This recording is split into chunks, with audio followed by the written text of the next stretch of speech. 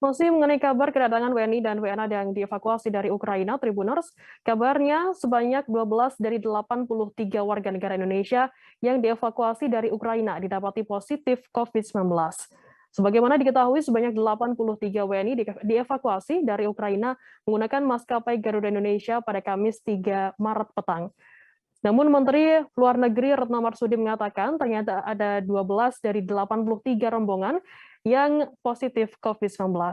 Untuk mengetahui informasi lebih lengkapnya, saat ini kami sudah tersambung dengan jurnalis dari Tribun Jakarta, ada Ega Alfreda yang akan melaporkannya. Silakan rekan Ega, laporan Anda.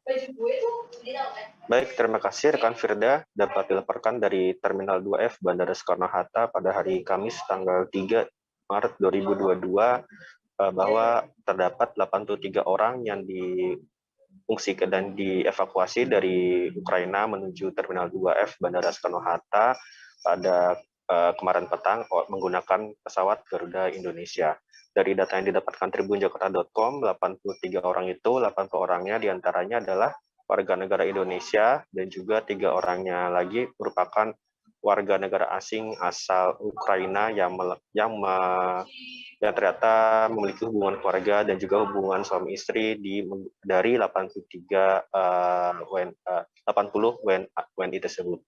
Dari pantauan tribunjakarta.com di lokasi, para penduduk orang tersebut sudah tiba di Bandara Soekarno-Hatta sekira pukul 17.12 waktu Indonesia bagian Barat menggunakan maskapai Garuda Indonesia. Tapi ternyata dari seharusnya total dari 83 orang itu bisa lebih karena Menteri Luar Negeri Retno Marsudi mengatakan 12 orang saat akan diberangkatkan dinyatakan positif COVID-19 dan saat ini ke-12 orang tersebut masih tertahan dan masih melakukan karantina sendiri di Rumania sampai menunggu kondisi mereka dinyatakan negatif dari COVID-19.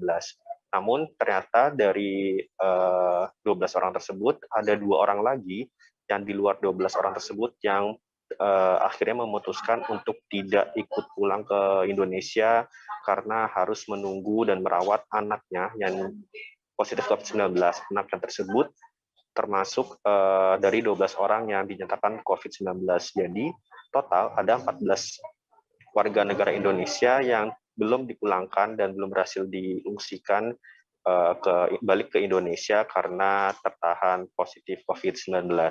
Lalu dari 83 penumpang yang kemarin mendarat di Terminal 2F Bandara Soekarno-Hatta, ada beberapa kriteria dari penumpang tersebut yang bisa melakukan karantina selama kurang lebih 10 hari di Rusunawa Pasar Rumput, dan sisanya juga ada beberapa yang harus melakukan isolasi mandiri di karantina menggunakan biaya pribadi alias biaya mandiri.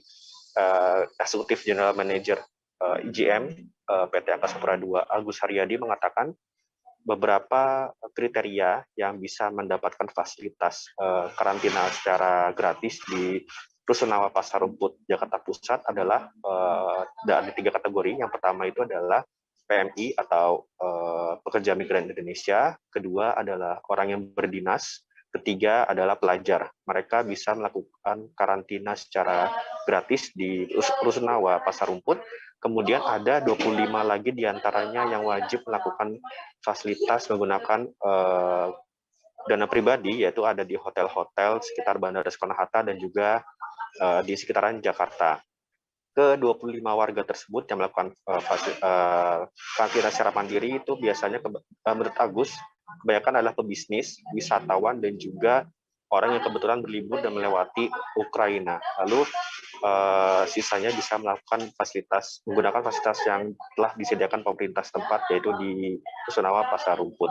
Kemudian untuk nasib dari 12 orang yang positif COVID-19 tertahan di Rumania ini nantinya akan dilakukan penjemputan kembali di gelombang kedua, yang mana Retno sendiri dan juga BPD WNI masih belum bisa memastikan kapan penjemputan ke-12 warga tersebut. Nanti ke-12 warga tersebut yang masih tertahan di Rumania itu akan digabungkan dengan gelombang kedua yang memang direncanakan dan dijadwalkan akan diterbangkan kembali karena masih ada beberapa warga negara Indonesia yang memang belum bisa keluar dari Ukraina dan belum bisa menggunakan menuju rumahnya untuk dijemput. Terima kasih sudah nonton.